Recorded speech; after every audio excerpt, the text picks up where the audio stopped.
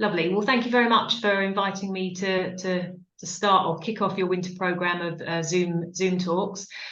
Before I started, I just want to say that I'm not an ecologist, and I suspect there are some of you in the audience that probably have more knowledge than I do in some of the habitats in our care, or perhaps some species specific knowledge that you might want to share. So once I've got going, I'm quite a comfortable public speaker. So if you do want to contribute at all, then please do so via the chat, and we can incorporate it either during the talk or at the end. My background is in volunteer development, governance and management, and my working career has been spent in the not-for-profit sector, and in recent years I've been fortunate to use my skills and knowledge to work in the field of conservation. I've got a passion for the natural world, and I love learning more about the intricacies and symbiotic relationships found in our habitats. And the more you learn, really, I think the more you realise what there is to learn when you're out exploring in nature. But I grew up in Banstead, and from a young age, I used to borrow my neighbour's dog and go and walk over Banstead Downs, which was one of our 4 sites.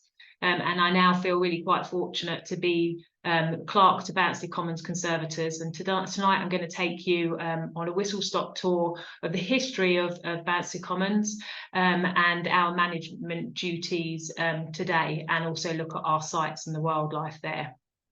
But Banstead Commons form a strategically important part of the Greenbelt, separating North Surrey from Greater London.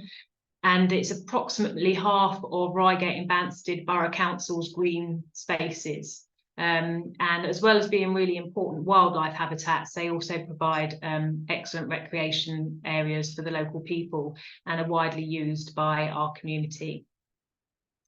But before I start, I've got a message come on.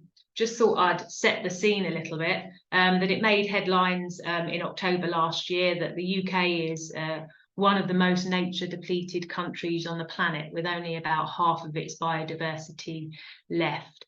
So we've got 16% of our species are threatened with extinction. So that's approximately 1,500 species, and 54% of our plant species have decreased since 1970.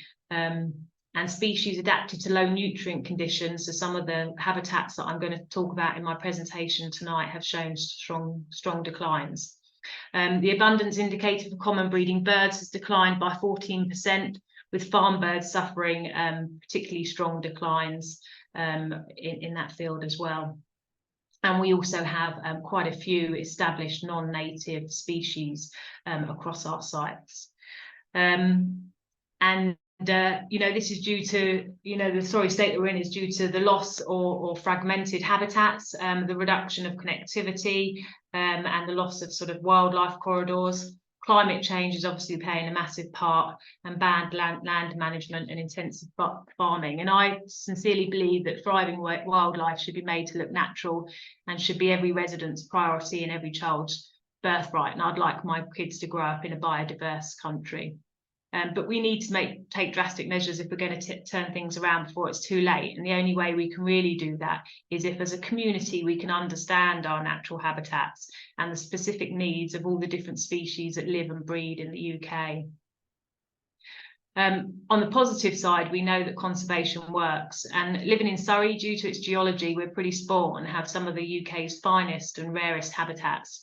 And Banstead Commons Conservators safeguard 510 hectares, that's 1,350 acres, made up of 4 sites in Surrey. And I'm going to cover some of our habitats in the presentation today. But first of all, I wanted to talk you through the history of Banstead Commons Conservators, because I think it's important in terms of the protection of land. So the Metropolitan Commons Banstead Act was first formed in 1893, and it gave the Conservators sweeping powers to protect Banstead Commons from external pressures, which includes those that could be posed by the landowners, which today is Reigate and Banstead Council. And whilst our Act is similar to those held by other conservation bodies that you might be aware of on the periphery of London, for example, Wimbledon and Putney and Epping, ours was formed against the wishes of the landowner. And when the legislation was written, it gave the Conservators sweeping powers to protect the commons. However, it didn't give us any means to raise funds, and that any income that's actually raised on Banstead Commons goes back to the landowner, which today is Reigate and Banstead Council. So we're in a bit of a difficult funding position. Shortly after the legislation was formed, the Conservators introduced bylaws which prevent certain activities taking place on the commons. And whilst the bylaws were written in the 1800s and the language is very much set in that time, each one of them can still be interpreted today to protect the commons in modern day society. And it's this legislation that's in place that's protected the integrity of the commons for 130 years, and it's important that people sort of understand the legislation and the role that we play in protecting that land, because we'd like to continue to do so for the next 130 years. So just a little bit of history. Our Act was formed in 1993. Active land management started following the Second World War with the introduction of intensive farming. And without commoners exercising their rights, active land management was required to maintain open spaces. And when the commons was purchased by the council in 1955, it was agreed that we would get an operational grant to cover all aspects of policing and managing the commons. And this agreement has been in place ever since, and the local council are our primary and main funder. At the same time, Banstead Downs and Park Downs were designated as triple SIs, which are sites of special scientific interest because of the flora and bird assemblages on the site. And in addition to funding from the council, we've also proactively sourced other external streams of income, which has enabled us to proactively manage, but also enhance the habitats in our care over the past sort of 15 to 20 years. And in 2005, we obtained a grant from the Royal Payments Agency. And in 2013, we came under a high level stewardship agreement with Natural England to manage the grassland areas on Banstead Downs, Park Downs and Banstead Heath. So three areas of our, 3 sites of our 4 are under prescriptive management. Unfortunately, because of the way, because of our withdrawal from the EU, we will be losing a significant grant from the Royal Payments Agency, which has in recent years left us with quite a large shortfall in funding. Another sort of notable time, I guess, in our recent timeline is the global pandemic. We saw COVID arrive in 2020, and I think it reminded leaders across the world, even if they haven't quite remembered it, of the importance of our green spaces and the effect that nature and open spaces can have on the mental health and well-being of our communities. And on Banstead Commons, we saw a massive increase on visitor numbers during that time, and I think that the higher visitor numbers have remained on some of our sites, and it really does reaffirm the importance of common land legislation and environmental laws in protecting our green spaces and the wildlife that call them home. So a little bit about our management statement and objectives. Our mission statement is to protect and enhance the commons and ensure free legal access for all across the commons. And they really fall into 2 main objectives, I guess. Firstly are the ones that are demanded by law. So for us to maintain and protect the integrity of the commons, to ensure the commons are safe and people can access them, people can walk across the whole sites. Because we do employ staff, we have to ensure we provide a safe and healthy working environment for our employees. And because 2 of our sites are designated as sites of special scientific interest, we have to ensure that we're working to enhance, not just maintain those habitats, but enhance them for wildlife. And then secondly, those in recognitions of the commons as an important amenity. So we maintain and improve the commons as a local amenity, and we also work to maintain and improve the commons as a wildlife habitat. And our statutory duties will always take priority above the day-to-day management of the site.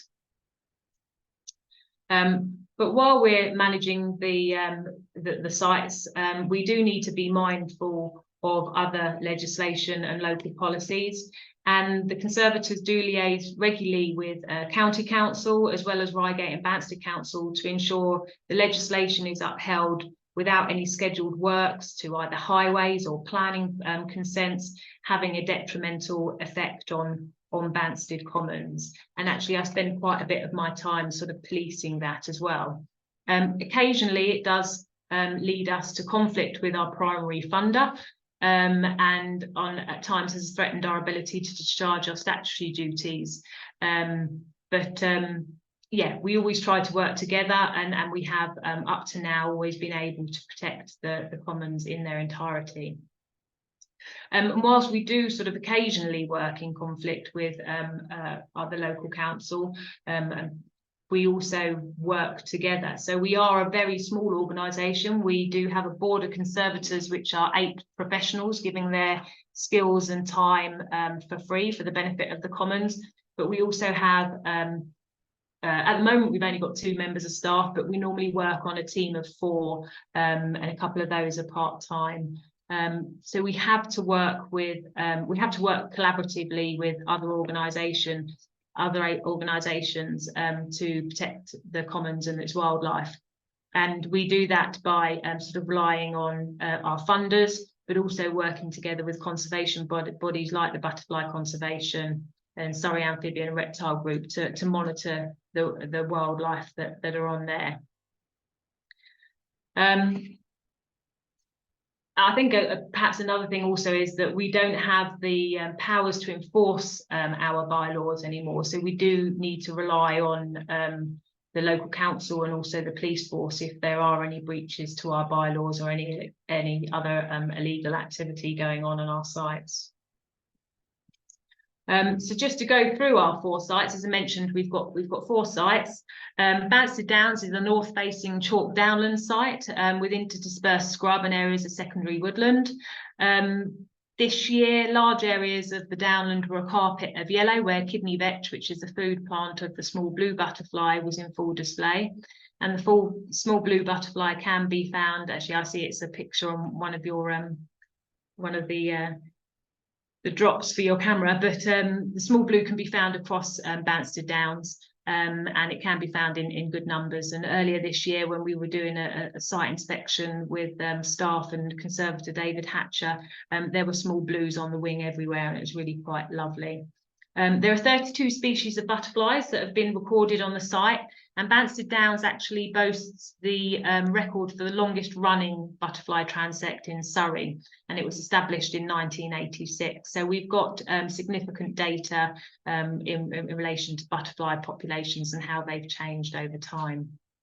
It's a mosaic of habitats, chalk downland, pockets of scrub and secondary woodland, and it provides ideal habitats for a range of invertebrates and birds. And 11 species of invertebrate rare to Surrey have been recorded on Banstead Downs. Large areas of the grassland, predominantly most of the grassland across the whole site, is under higher level stewardship with Natural England, which requires us to deliver certain management priorities on the site. And I'll talk to you in a little bit about that when I focus on management. But it really is a beautiful site to visit during the summer months. And I've seen during my lifetime how the habitats have changed through the proactive management and the reduction of scrub from when I used to walk as a child to what they're like today. As well as sort of clouds of butterflies on a still and warm summer's day, you can also enjoy some amazing sunsets, sitting pretty much where I took this photo. But if you look off to the right is where the sun comes down. So it's a really lovely special chalk downland site. Park Downs is our other chalk downland site. It's our smallest site, but it's arguably the location for the best vista in the borough, in my opinion. Park Downs forms part of the Chipstead Downs Triple SI, so it's units 4 and 7, and Banstead Woods and the chalk downland in front of Banstead Woods forms the rest of Chipstead Downs. But it's situated on a south-facing slope, and there are breathtaking views looking across the pristine chalk downland and then the ancient woodland in the background. There are 33 species of butterfly that have been recorded there, and Butterfly Conservation set up a transect on the site in 1998. And you can often see buzzards, kestrels, red kites soaring above the thermals above the downs. Our bird species there, we have summer warblers such as the chiffchaff and whitethroat all use the site to breed. And what makes, as many of you will probably know, being transect walkers or involved with the butterfly conservation, what makes chalk downland so special is its floristic diversity, found growing in the nutrient poor soils, and the stressed conditions stop the dominant lush grasses from taking over and allow a diverse range of smaller herb-rich plants to flourish. And during our drought last year, I would say the small slope of Park Downs was probably one of the greenest grassland areas in the borough, especially if you compared it to Banstead Heath, which is more of a clay soil. Heath is pretty much nestled in amongst high density housing, and because of that, it's probably got the highest visitor numbers of all of our sites. But despite these factors, birdsong across the site successfully competes with the hum of the A217, which is a dual carriageway next door, during the nesting season. And you can find great tits, cold tits and blue tits nesting in the cavities of the woodland areas. And one of our summer migrants, chiffchaff, likes to nest along the fringe habitats throughout the site. And considering the hustle and bustle around, it really can feel like quite a peaceful refuge for local people. It's also an important refuge for wildlife, and one of the UK's rarest amphibians is just about clinging on the site. We do have a great crested newt recorded there, and the network of the ponds on the site provides an important habitat for amphibians and breeding water birds as well. Our last site, and probably, well, it is the largest, and I think the vast landscapes of the Heath truly are the jewel in the crown for Banstead Commons. It is a beautiful site. It's popular with walkers, horse riders, and local families, and the mosaic of habitats support a rich tapestry of species. The site was surveyed by Bill from Butterfly Conservation last year, and all the expected species noted for the habitat, including the white admiral and grizzled skipper, were recorded there. And when Bill and I were walking round, Bill said that, I suspect the purple emperor butterfly is also on site, which excited me because I haven't seen one yet, and I'd quite like to see a purple emperor.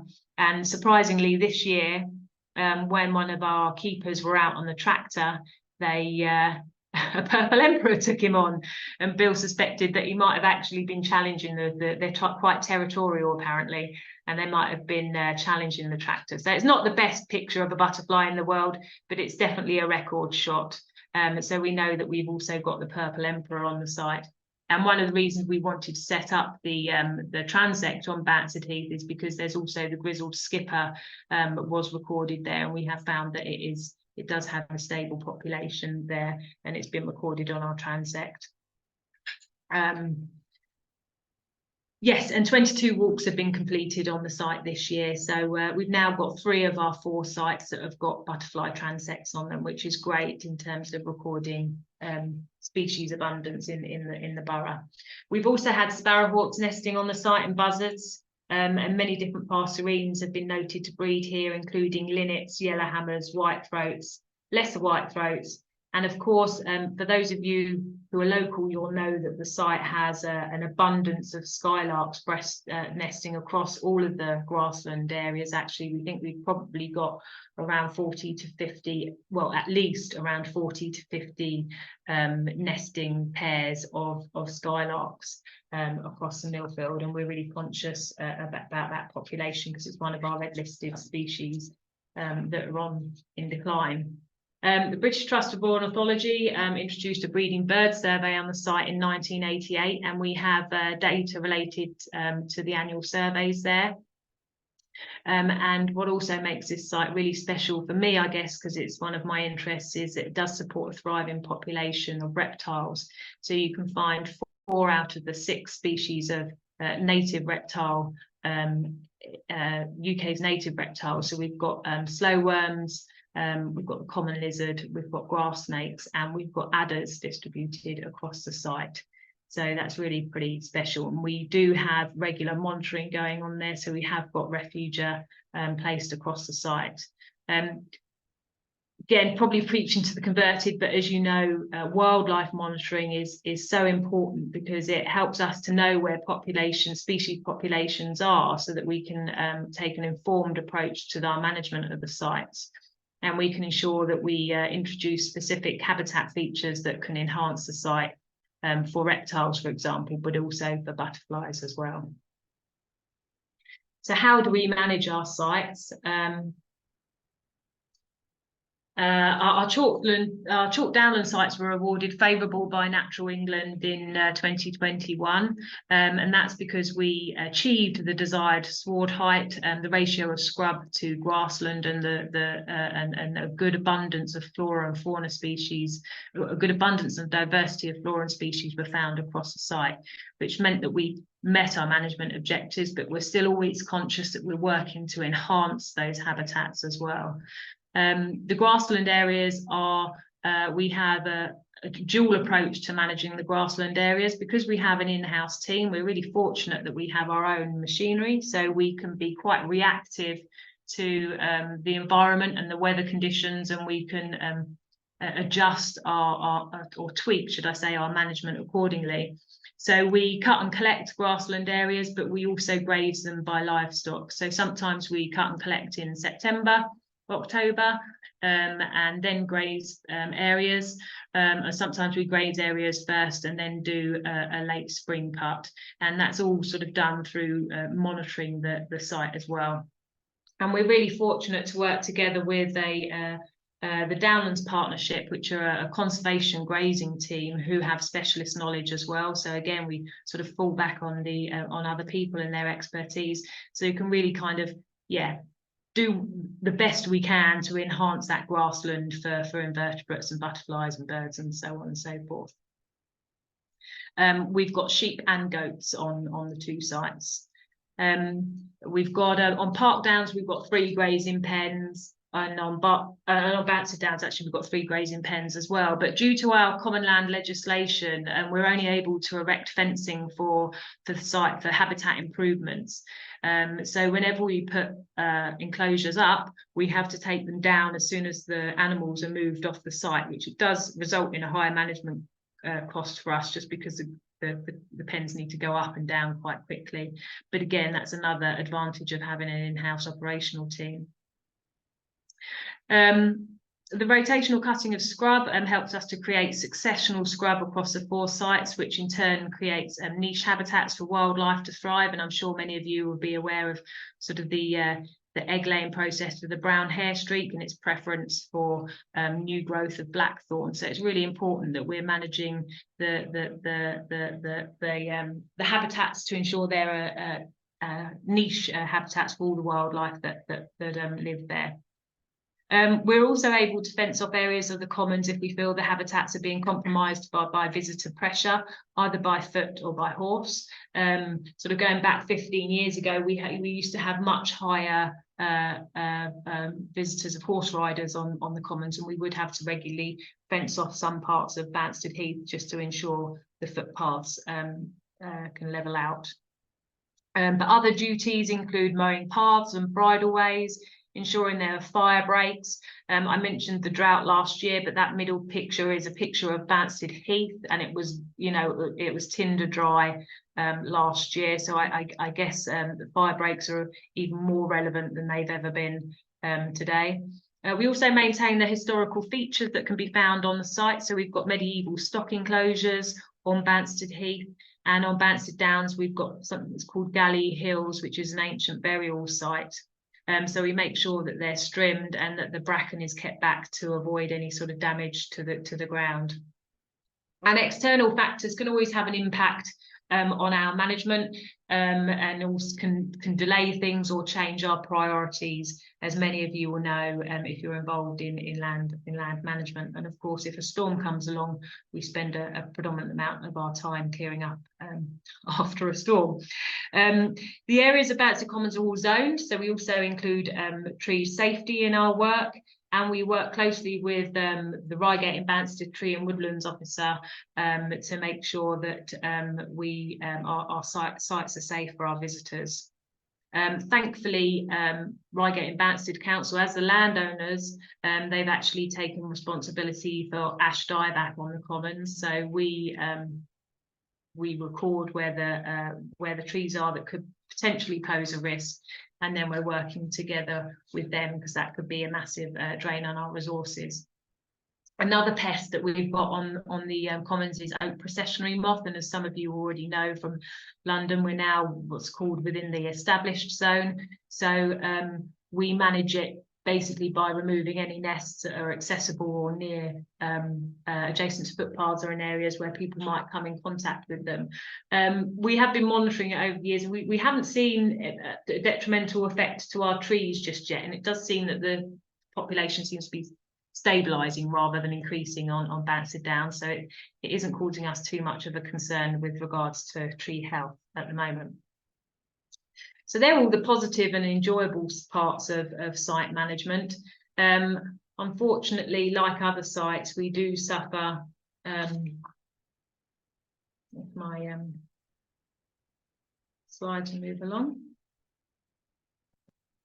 Oh, there you go. We do suffer from the unpleasant bits of site management, and we do. Some of our sites, because we're quite densely populated around here, they do suffer from quite a lot of fly tipping and antisocial behaviour. And we basically deliver the same service that enforcement teams in the council do. So we clear up all of the fly tipping that happens. And you'll be amazed at how much actually gets dragged into the middle of the commons, including sofas and vanity cabinets and all sorts. But we clear that up. And one of the main things that I think makes me most sad at the moment in our society is that we have a lot of motorised vehicles that now access and churn around on our green spaces and damage precious habitats, and a lot of time they won't realise where they are. So on the left-hand side, you've got some pictures of a site on Banstead Downs, an area where we've got two of the UK's rarest plants growing. So we've got the early gentian and the broadleaf cudweed, and that was the damage that was made by quad bikes and motorised vehicles. And I tried to get a cross agency meeting with the police and Natural England and Plant Life to see what we could do, but unfortunately there just aren't the resources to be able to stop this sort of thing. The police periodically go in and do inspections, but yeah, it's just one of the things that we have to manage on our sites, and I know that we're not the only ones. We also deal with antisocial behaviour, user conflict, dog walkers can cause a problem, especially when you've got horse riders there, and boundary encroachments from neighbours, so people that are sort of attempting to do a little bit of a land grab in their back gardens. But also I have to say Surrey County Council sometimes start work on the commons and when they're not able to, and so do the local council. So we're always doing boundary inspections and are aware of what's going on in the local area. But all the bad stuff is, again, as well as the site management, it's outweighed by public engagement events and our interaction with the local community. And as you guys probably know, that most of our events attract the same tribe, so we meet with like-minded people. So we do organise a programme of guided walks throughout the year, and they're always really enjoyable, and you get to meet some interesting people. We also have a presence on social media, so we do have a Facebook, a Twitter and an Instagram page, and I've also recently set up LinkedIn, although there's not much activity as I find my feet using that platform. And more recently, we just launched a new website, so do have a look at our website if you want to find out a little bit more about our habitats and our wildlife after my presentation today. But what's more important, or what I find even more interesting than our public engagement, is our wildlife. That's really why I'm involved. That's my passion, and that's why I love Banstead Commons. Active wildlife monitoring is being carried out across our sites, and I mentioned about the butterfly transects. But it's really important because wildlife monitoring helps us to monitor the effect of our management, but also provides important data to feed into national databases, especially at a time when we know that our wildlife is in a steep decline. So we work collaboratively with other conservation bodies. We don't keep the data ourselves. There's no need. So we do submit them all to the national databases like the UK BMS and like the Surrey Amphibian Reptile Group databases. Also, Natural England carry out quite a lot of monitoring on our site. So whenever they do their inspections, they monitor our plant and animals species.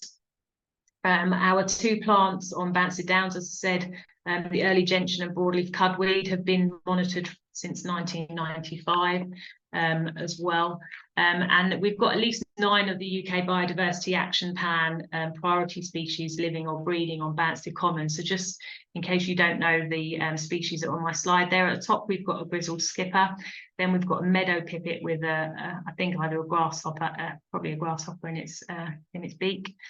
We've got a female adder there at the top, and then we've got a Roman snail. Roman snails can be found on Park Downs and Banstead Downs. The bottom left is a skylark, small blue butterfly, and the purple hair streak, and a brown argus in the corner there. It's covered up. And I guess I just wanted to share some of the slides of some of the wildlife monitoring that's going on the site, just because I think it's fascinating, especially with the reptiles.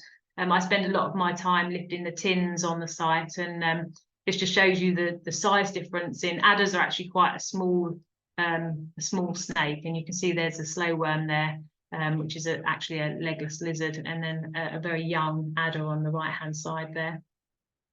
And I'll just give you, I don't know if you've got your chat functions open, but I'll just give you a few moments to look at this slide, and I'd just like you to tell me how many snakes you can see under the refugia. So this was, I lifted this one day. You obviously, whenever you're doing any wildlife monitoring, as you know, you need to try and keep disturbance to a minimum and be as careful as possible. So I very gently lift the tins, take a photograph, and then I normally just lower the tin quite gently and hope that the snakes all stay in place, because you normally find them under the refugia at the beginning of the season in March, or at the end of the season in October. So when they're basking, trying to get as much warmth from the sun as possible. So you want to limit your disturbance. So I took that photo and then came away, and it wasn't until the evening that I realised how many snakes there were under the tins. I was in bed looking at the photo, and I thought, oh my God, there are another 2 snakes.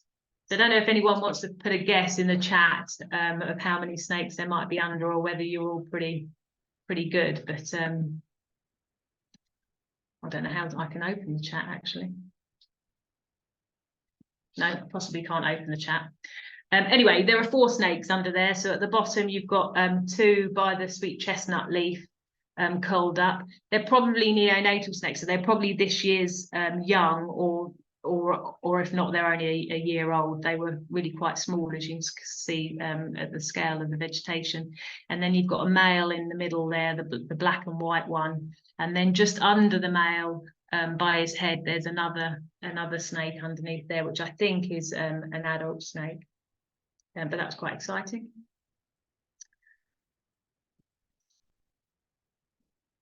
The slides seem to have locked again. And this is, I was doing a bird survey in the middle of the heath this summer, and my dog does come with me, and she's normally actually at my heel because I'm sort of surveying wildlife.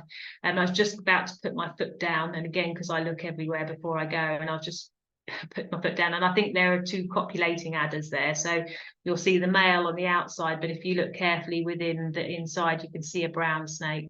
So I twisted round and swiftly moved away, and I have to confess that's the nearest I've come to treading on an adder or going anywhere near it where it might possibly bite me. So I did go home after that. It did send me in a bit of a spin, but quite fascinating to see, and hopefully I didn't disturb them. And this adder saved me the effort of turning over the tin one morning, and you can see that it's basked there, and you can see that it's sort of flattened itself out to maximise the impact of the sun, so that it can gain more energy. So they bask like that. They sometimes bask, it's called mosaic basking, where they're hidden underneath the heather, and you'll only see bits of them, and they just move themselves around to catch the sunlight. Banstead Heath is really important for farmland birds. So we have linnets nesting there, we have yellowhammers nesting there. And if you don't know your bird song and you live locally, then do come along to Banstead Heath during the nesting season, because you will hear male yellowhammers singing from the tops of the hawthorn scrub. So we're really fortunate, and we want to try and maintain those the nesting pairs that we have on site, because again, we know that they're in steep decline, especially locally. Our plant species, chalk downland obviously has the highest diversity of plant species of any natural habitat, and we have some rarities there. We've got the early gentian in the bottom, your bottom left, squintsywort in the middle, and then the right is broadleaf cudweed, which isn't the most amazing plant, but it is quite, well, I don't think so, but it is quite rare. And then we've got musk thistle in the middle, and a common spotted orchid, and then the yellow flower in the corner is actually a scrub species, but it's barberry and it's quite rare as well. It used to be quite abundant across the UK, but it's been wiped out for, I can't remember the reasons now. But as I say, we don't work on our own. We do have volunteers, and if you are living locally and you'd like to get involved and support our work, then please do volunteer with us. We have regular work parties on the first Tuesday and third Thursday of each month. During the winter month, we're normally attacking scrub, and then in the summer we'll be probably selecting areas to attack scrub a little bit more, or deal with bracken in sensitive areas where we know we've got our adders as well. We do have volunteers checking on our livestock every day, so we've got about 17 volunteers registered on Banstead Downs, checking checking the Downlands Partnership sheep, our renter flock, but then we also have volunteers on Park Downs as well, so do get involved if you live locally. And we're also looking for more volunteers. We do want to increase our wildlife monitoring on the site, because the more we know about our landscapes, and I think the more you learn about how your management can influence those landscapes and the wildlife that live there, the more we can do to protect it. And we know that there are so many positive conservation projects going on across the UK. You know, we've had reintroductions of beavers in Ealing. We've got reintroductions of the water vole along the Hogsmill River. Knepp, I mean, what more do I need to say about Knepp? I mean, 20 years, it was an intensive dairy farm, and within 20 years, they've made it probably one of the most biodiverse landscapes south of Scotland. Turtle doves are on the increase, and nightingales and butterfly populations are rising in both number and variety. So there's lots of conservation efforts that are going on. And if you do live locally and would like to get involved in wildlife monitoring with Banstead Commons Conservators, then please do get in touch, because we'd love to welcome you on site. But thank you for all you're doing to help to record and monitor our butterflies. And I think that's it for me. So if any of you have got any questions at all, then please do let me know.